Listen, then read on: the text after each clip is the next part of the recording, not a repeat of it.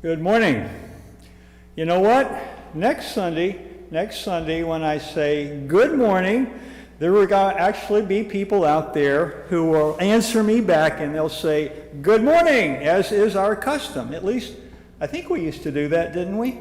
It's been so long. It's been over a year since we've gathered in this place for worship, to commune and connect with one another.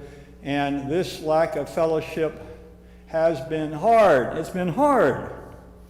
In effect, we've mostly been in exile from one another. And this morning it's my pleasure to tell you that King Cyrus of Persia has defeated the Babylonians, and we can return from exile back to Jerusalem. Wrong century. I mean to say that scientists have come up with an effective vaccine, and we can return to our holy home here. One good thing that has come from this challenging year is that we now have technology that will enable us to always welcome via our live streaming and our recordings of these services. We'll be able to welcome all those who are not able for one reason or another to be here with us in person. So I want to say thank you to the people in this room right now. I want to say thank you to the wonderful volunteers, many of whom are sitting right now in front of me, operating cameras and computers and signing and operating soundboards. You have made an expansion of our ministry possible, and you've kept us going during difficult times. So I just want to take a moment to thank the tech team who really has kept us going during this time. Thank you. And I can conclude my welcome by simply saying welcome. I sure look forward to saying good morning to not an empty room. It's been hard, but we made it. Good morning. Our opening hymn today is For the Earth Forever Turning. It's number 163 in the gray hymnal.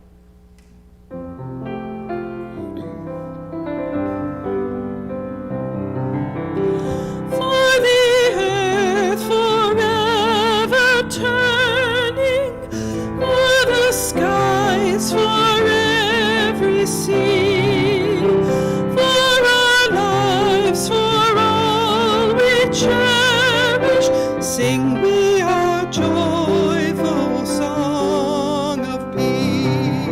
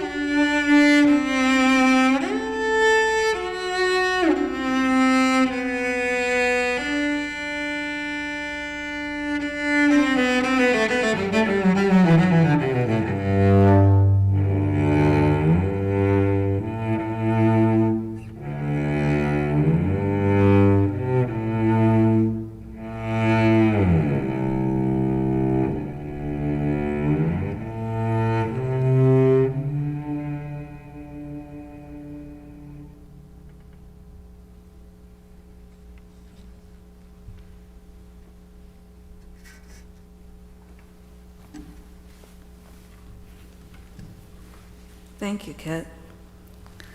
A quote from Ralph Waldo Emerson. What lies behind you and what lies in front of you pales in comparison to what lies inside of you. May we remember this as we say our affirmation. Love is our doctrine. Compassion is our way.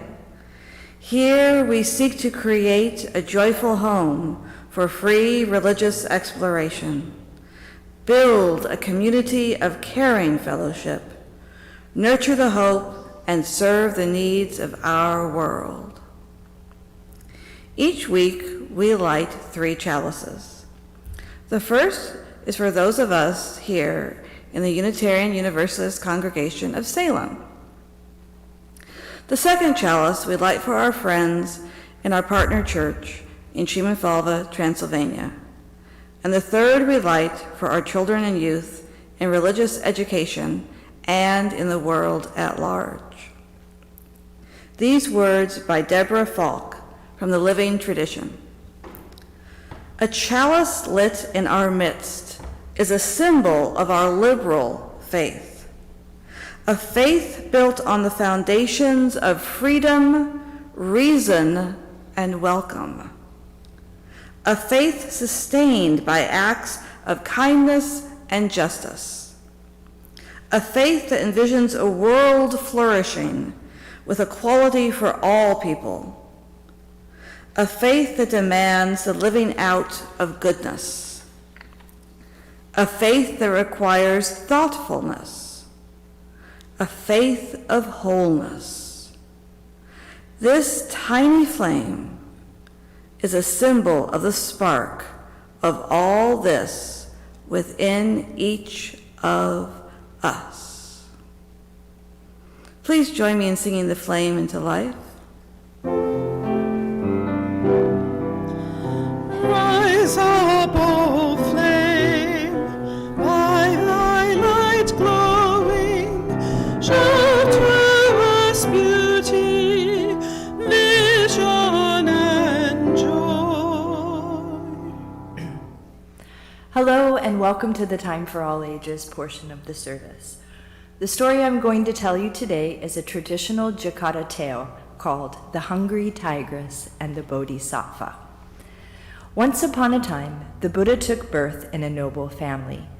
In this birth, too, he had an immense love for knowledge and animals. As the Bodhisattva grew older, he grew up to be a fine scholar, mastering many scriptures and collecting immense knowledge. But as he grew older, the Bodhisattva realized that he had no interest in the worldly pleasures.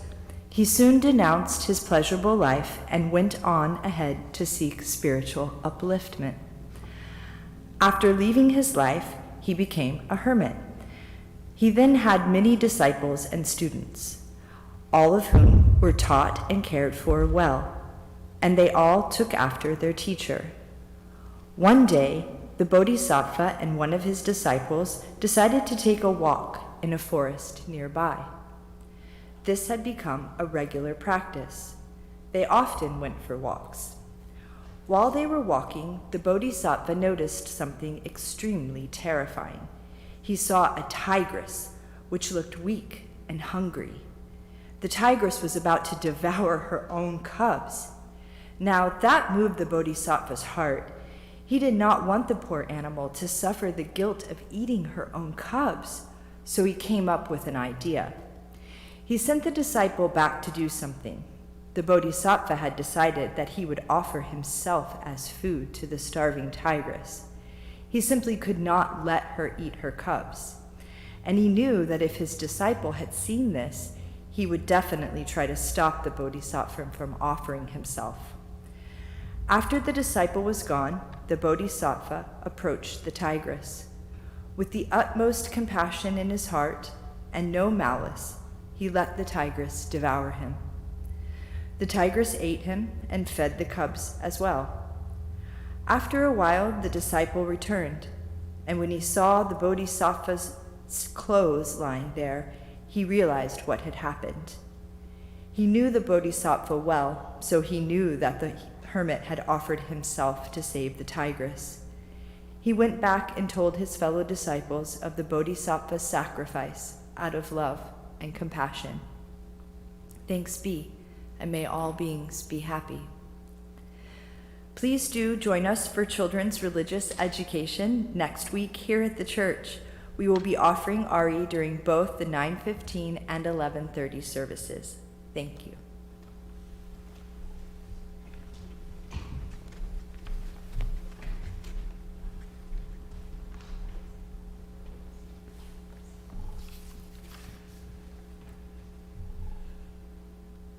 When we drive through life at a rapid clip, we can't respond to unexpected situations. We can't be aware. And so we slow down. We slow down and we take a breath and we open our eyes and look around that we might be more aware. And a question arises in my mind. What bounds are there on my compassion? What bounds are there on my compassion? I would confess to you what my boundaries are, but it's better if you focus on whatever, if any, bounds there might be to your own compassion. We grow together. Our faith, our tradition, our higher self reminds us that if our concern is not universal, if our compassion is not boundless,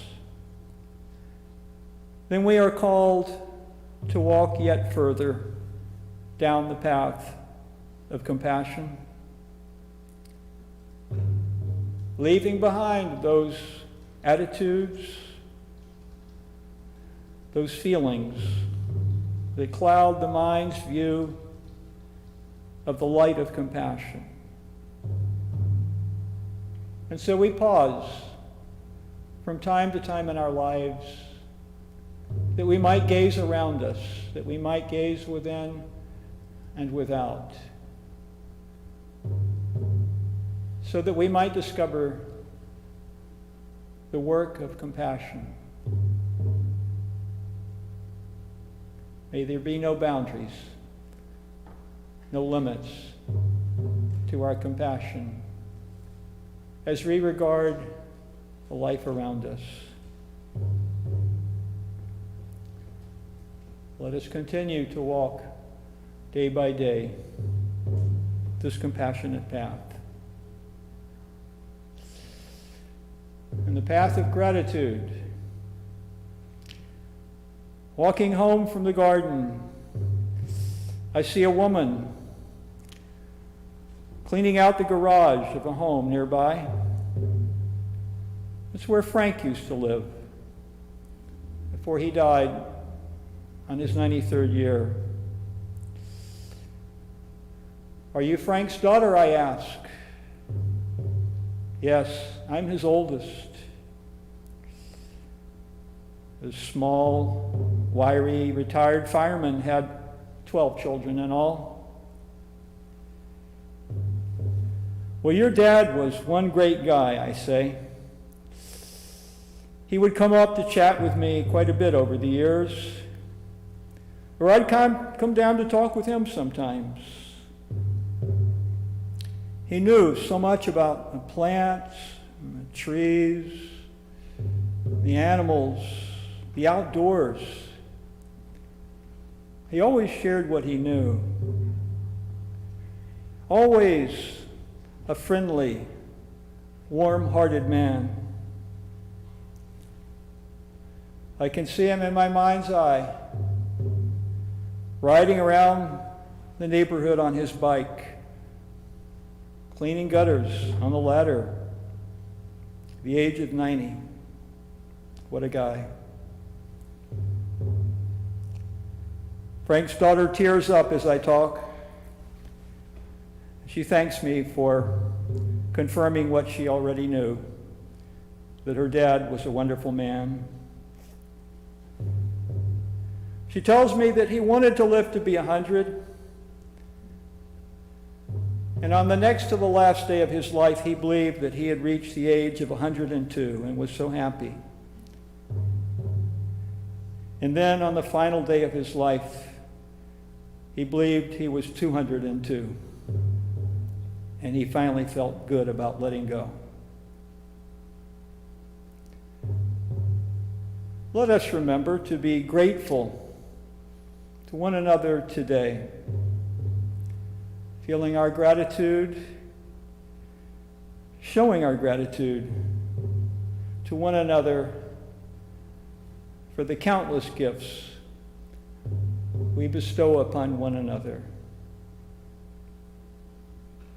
And so we walk this path with our hearts full of gratitude, compassion for ourselves and our fellow travelers. Amen.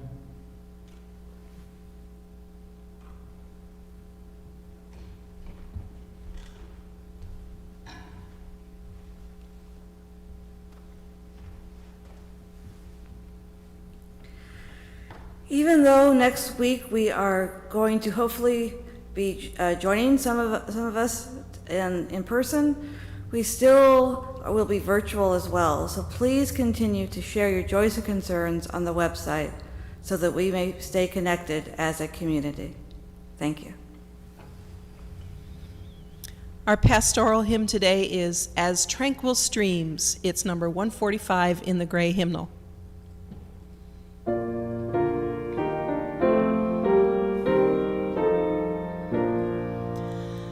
As tranquil streams that meet and merge and flow as one to seek the sea, our kindred hearts and minds unite to build a church that shall be free, free from the bonds that bind the mind to narrow thought and lifeless creed, free from a social code that fails to serve the cause of human need, a freedom that reveres the past but trusts the dawning future more, and bids the soul in search of truth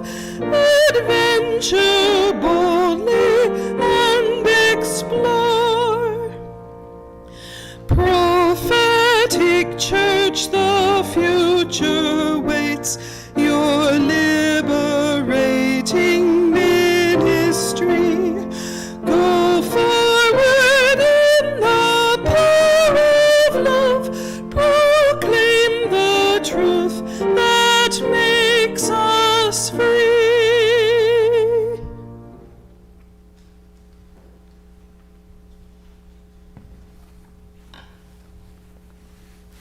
To Be of Use by Marge Percy. The people I love best jump into work head first, without dallying in the shallows, and swim off with sure strokes almost out of sight. They seem to become natives of that element. The black, sleek heads of seals bouncing like half-submerged balls. I love people who harness themselves, an ox to a heavy cart, who pull like water buffalo with massive patience, who strain in the mud and the muck to move things forward, who do what has to be done again and again. I want to be with people who submerge in the task, who go into the fields to harvest and work in a row and pass the bags along, who are not parlor generals and field deserters, but move in a common rhythm when the food must come in or the fire must be put out. The work of the world is common as mud. Botched, it smears the hands, crumbles to dust. But the thing worth doing well done has a shape that satisfies, clean and evident. Greek amphoras for wine or oil, Hopi vases that held corn are put in museums, but you know they were made to be used.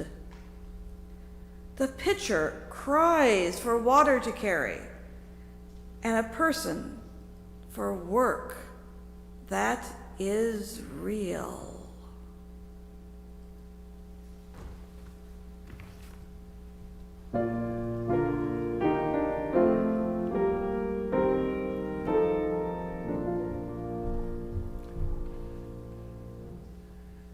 Thank you, Sarah, for that reading. And I want to back up just a little bit more and thank Dr. Kidd for that incredible piece of cello music. That was wonderful. You played it so nicely, and you composed that too. So thanks, Kidd, for that.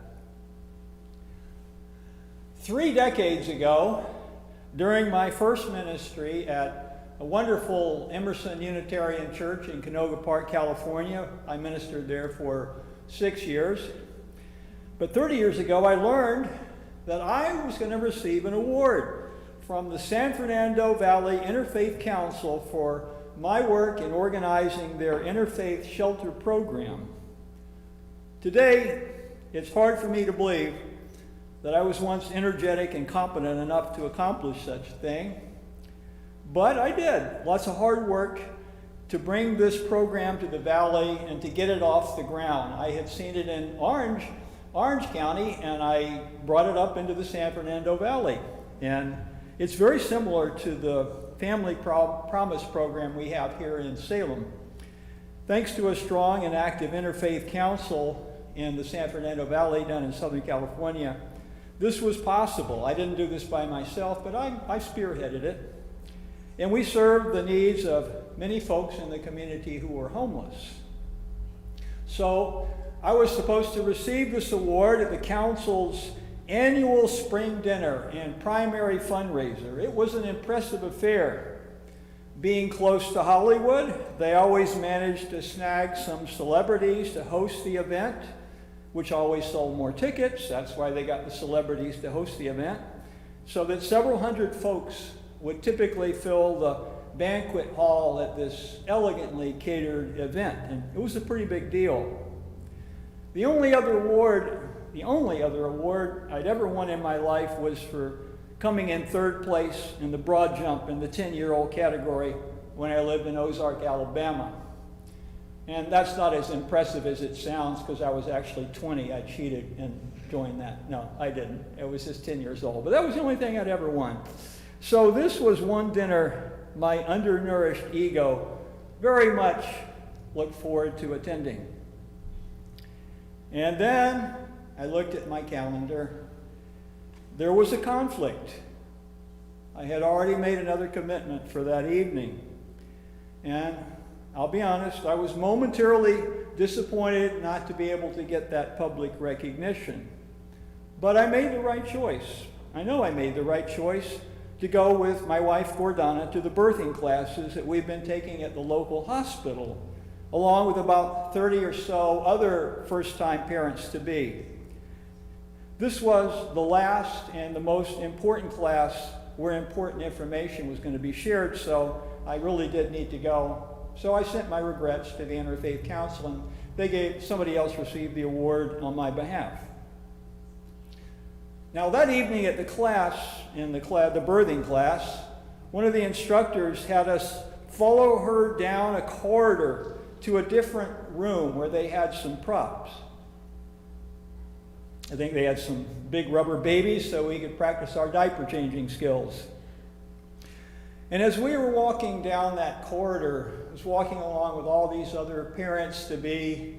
I was among the older, but we were all first-time parents-to-be, and walking down this corridor with all these people, and I just felt a sense of connection with them.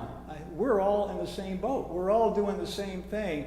And I felt not only a sense of connection with them, but I felt a sense of connection with my parents, thinking about this momentous step that they were taking. I thought about the march of the generations of all who undertook this commitment. And so this stroll down the corridor, this hospital corridor, in this class, this sterile hospital corridor, it certainly was not intended to be some kind of a rite of passage. But for me, it served that sacred purpose. Gordana and I were taking our place in the march of the generations as we new parents prepared to welcome our newborns into the world. And I remember feeling overcome with emotion as I sensed our place in the greater scheme of things. So I sacrificed this opportunity for public recognition for something that was dearer to my heart, if not my ego. Sacrifice. Now, there's a word with a checkered history. The first image that comes to my mind when I hear that word sacrifice are the ancient bloody altars upon which humans and animals were once sacrificed to the gods. It's a gruesome chapter in human history, and it happened in all cultures and all places, it seems, that we went through this chapter where we seem to think that sacrificing in this manner was somehow pleasing to the gods. You can see ancient Mideastern human sacrificial cult impact even in the Bible. Even in the Bible. When Abraham is preparing to slay his only beloved son at the command of God on this altar, God's commanded Isaac, according to the Bible, has commanded Isaac to slay his only beloved son to prove his faithfulness to God. And only as the dagger is plunging down, an angel grabs Abraham's hand and stops the dagger from plunging into his son. This is a disturbing biblical story to me that shows God in a very disturbing light. It doesn't work for me. But let me not be too judgmental. Today we still continue the practice of sacrificing human lives, warfare.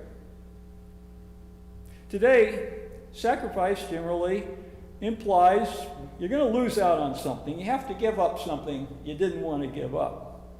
You're going to be diminished by the sacrifice. You're going to have less than you did beforehand. It's a sacrifice. Ugh. That you might call the egoistic, not the egotistic, but the egoistic perspective on sacrifice. Yet when sacrifice is for something truly worthy, the heart sees it a lot differently. New York Times columnist David Brooks writes that once a kid is born, you've been seized by a commitment, the strength of which you couldn't even have imagined beforehand. It brings you to the doorstep of disciplined service. And so, seen from this angle, sacrifice is something you willingly make in pursuit of a higher good, your child's well-being. Parents will suffer all manner of sacrifices out of love for their children and won't even count it as a sacrifice. Parents are committed to their child's well-being. A lot of people are not parents, though. And so more broadly, and to include the many who are not biological parents, Brooks asks, how does commitment making happen? How does commitment making happen? Well, you fall in love with something, a person or a cause or an idea. And if that love is deep enough, you decide to dedicate a significant chunk of your life to it. So writes Brooks. And so every one of us, in the exercise of our full humanity, is called to commit ourselves to sacrifice time. There's that word, sacrifice. Time, energy, resources to serve the objects of our devotion. It might be our family, it might be children's welfare, or the environment, or animal rights, or our neighbors and friends, or a philanthropic institution, or the arts, or this congregation. There's a lot of different ways, countless ways and opportunities to be a blesser of life, or not. In truth, we have to be devoted to something, or as Ralph Waldo Emerson noted, he said, a person will worship something, have no doubt about that. A person will worship something, have no doubt about that. It's unavoidable. You can't avoid committing yourself to something in this life, even if you're committing yourself to a life of non-commitment. You have to do it. Time and again, though, we learn that if the exclusive object of our devotion is our isolated self, if the exclusive object of our devotion is ourself, making ourself happy, making ourself fulfilled, making ourself wealthy, it doesn't end well, if that's it. It may look like it from the outside. It may look like that person's got it all together, but a life devoted exclusively to oneself doesn't prove a happy and live and engaged and connected person. Well, I don't really think I need to be telling you that. One of the great joys of my ministry here is seeing the many ways that you commit yourselves to blessing others. For example, I know some of you who are working on behalf of those without shelter. We have the Hope and Habitat Village. We have other members of our congregation who reach out and help the homeless in other ways too. I know some of you whose love of children and our beloved animal companions leads you to volunteer on their behalf. Give up a lot of your energy and your time for that. I know members here who feel a compassionate call to be hospice volunteers to support folks who are dying and be with their families.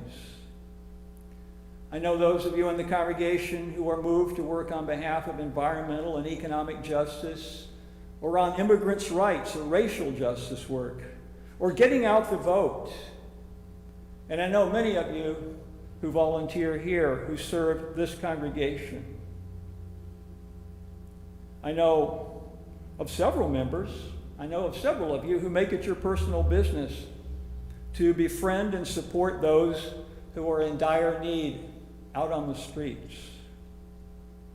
I know those of you who stay home and take care of a loved one who is ill, and you care for them day after day with such loving attention. So at some point, if your heart is open, and if you pay attention, you realize you're part of something greater than your individual self. And you're called to offer your service to the greater good, however you can. And so seeing from this angle, sacrifice actually amounts to a form of joyful liberation from excessive, obsessive self-concern. It frees us to be aware of and serve larger purposes beyond just our individual selves. Not that the individual self isn't important. You got to take care of yourself. But if that's all you take care of, you're missing out. Brooks describes this motion where we answer the call to commit to give, to serve. He says, the elemental desire to transform isolation and self-centeredness into connectedness and caring. A personality awakens itself by how it gives. A personality awakens itself by how it gives. So imagine a garden. Imagine a gardener looking at a garden and the plants are just wilting, and she's holding in her hands plenty of fresh water. And of course, she's going to water those plants. She's going to. And so too does an open heart instinctively seek to nourish and bless those around you. And how good it is to realize your power to do this. That you can bless somebody. You can bless somebody simply by being present and listening, and maybe refraining from offering advice. Sometimes advice is good, sometimes you just need to listen. Sometimes you can lend a helping hand or a warm hug or a good laugh. There are countless opportunities to serve, and it's so fulfilling. Because the more you serve love, the more you wish to serve, to minister to. That's what ministry is. Ministry is to serve, to be a soul gardener and bless the lives of those around you. So this is our spiritual home here, and you'll be here next week, won't you? 2 services, 9:30 and 11:15. Please come to one of them. This is our spiritual home. It's important that we have a place where we can come to recognize and point to the stars in the heavens that guide us all home, a place where we gather to both gaze inward and outward, to behold those transcendent truths that liberate us all. I love it when we say in our opening remarks that this is a joyful home where we nurture the hopes and serve the needs of our world. This is where you and I come to be reminded of our higher callings to serve. That is our call, to serve as you uniquely can. Theologian Frederick Buechner put it this way: your calling is where your own greatest joy intersects with the needs of the world. Your calling is where your own greatest joy intersects with the needs of the world. And so may our greatest joys, our greatest loves, our greatest hopes and dreams lead us forward as we serve one another. Would you join me now in a time of reflection? Day by day, we live our lives. Look back on your life. Were there opportunities missed? Were there times when a good listening ear or a compassionate presence or an activist presence would have made a difference?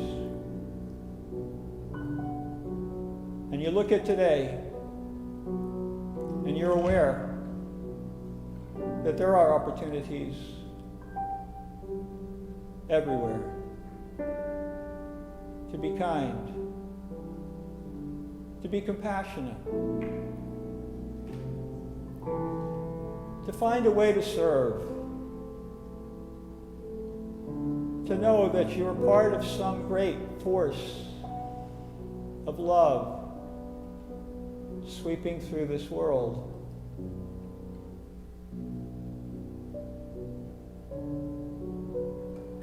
Know that your life makes a difference, that you matter, and that we need you. We need you to answer your call to serve. we all answer that call to serve love in this hurting world. May it be so.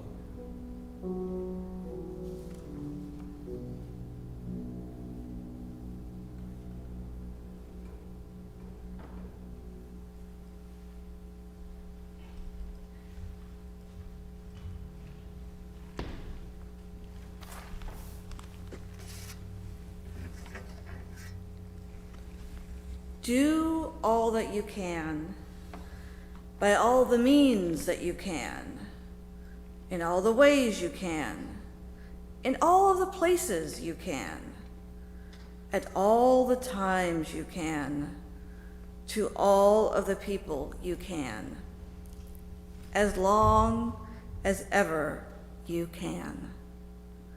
John Wesley, Letters of John Wesley. The Share of the Plate recipient for May, Salem Harvest, embodies this idea. Salem Harvest is a nonprofit organization that connects farmers and backyard growers with volunteer pickers to harvest fruits and vegetables that would otherwise go to waste.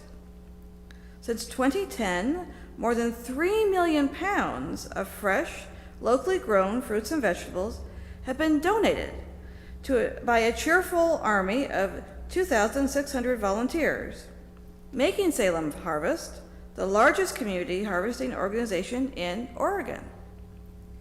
In a state that has one of the nation's highest rates of childhood hunger, Salem Harvest volunteers and growers have the opportunity to provide direct support for thousands of families and individuals. So please donate to this Share the Plate recipient for the month of May, in addition to our regular support of the Marion Polk Food Share. You may do so by sending your checks to UUCS or visiting the website to donate. Thank you so much for maintaining the community of UUCS and the larger community of Salem.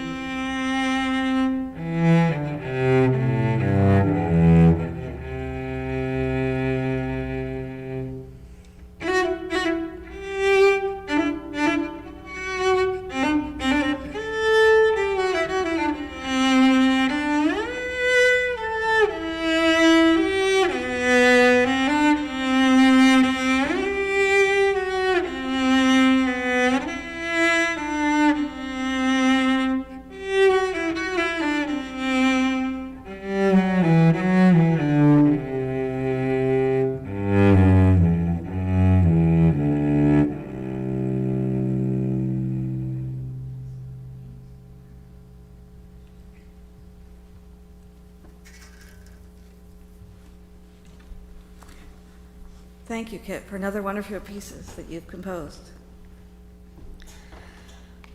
We take the light from our chalice, lighting the social justice candle as a symbolic reminder of the light and justice we carry out into the world.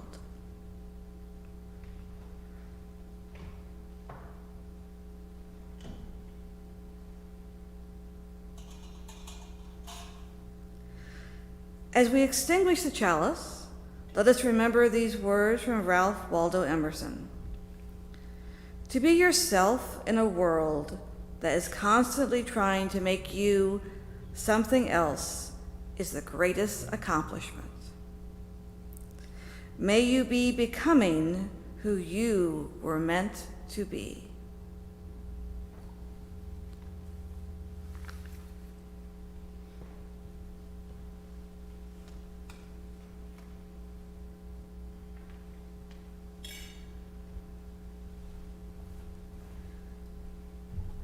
I think we have a few announcements I'd like to draw your attention to. First of all, after the service and after all the services, since we've been live streaming and haven't been meeting in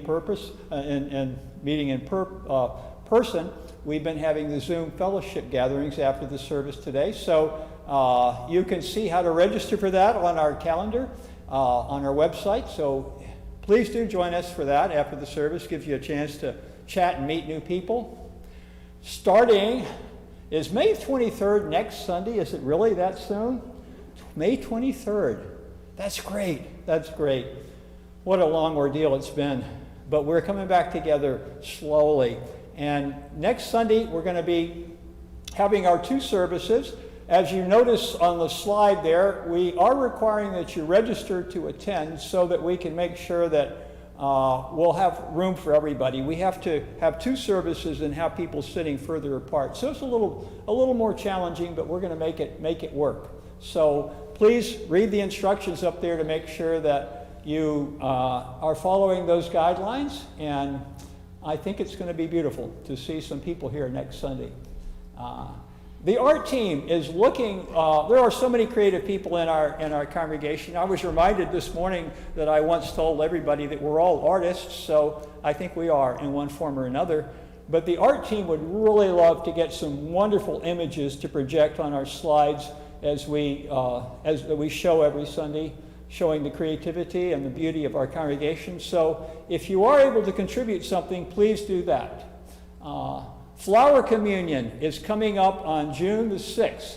So it's always on the first Sunday of June, Flower Communion. So it's always easy to remember when that is. We would love for you to send in pictures of flowers in your yard or in your neighborhood so that we can celebrate the Flower Communion that way. We'll be able to have good pictures. But I also want to remind you, if you're coming in person on June the 6th to the Flower Communion, please do remember to bring a flower. So next, on June the 13th, we normally have our business meeting in May, but we're having it in June because we had some details on a leasing arrangement with the Habitat and Hope Village we're still needing to work out. But our annual business meeting is going to be on June the 13th. We need to have a quorum for that. It's going to be between 2 and 4 p.m. So please do come to that. This past week, the Committee on the Ministry had a really good discussion with a couple of people who are Unitarian Universalists from around the country to talk about what's happening in the Unitarian Universalist Association, and there's a recording of that. So you can look at and get the directions there on how to find your way to the recording of that if you'd like to watch that and see what was said at that. We have other news of the community, and if you'll just read through and look at those things, I won't read them for you, but just want to let you know there's always something interesting, new ways for you to engage and get connected to other people and to serve the needs of our congregation and our world. Always be looking out for that. I think that's good enough for announcements. Thank you. Our closing hymn today is Joy, Thou Goddess. It's number 327 in the Gray Hymnal.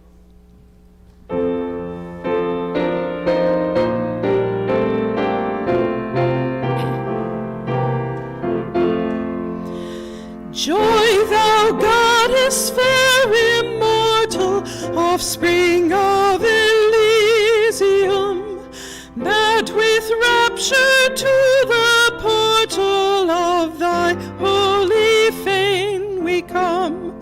Fashion's laws indeed may sever, but thy magic joins again. Humankind is one forever, 'neath thy mild and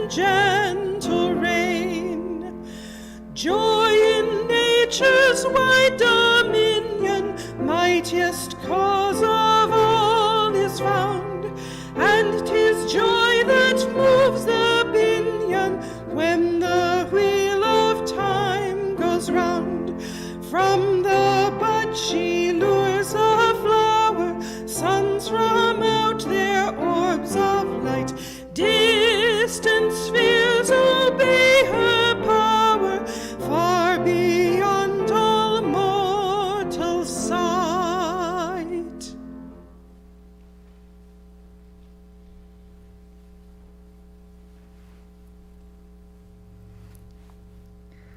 My mask is stuck. There we go. Please join hands with your friends and neighbors as we say our closing words. May faith in the spirit of life, hope for the community of earth, and love for the sacred of one another be ours now and in all the days to come.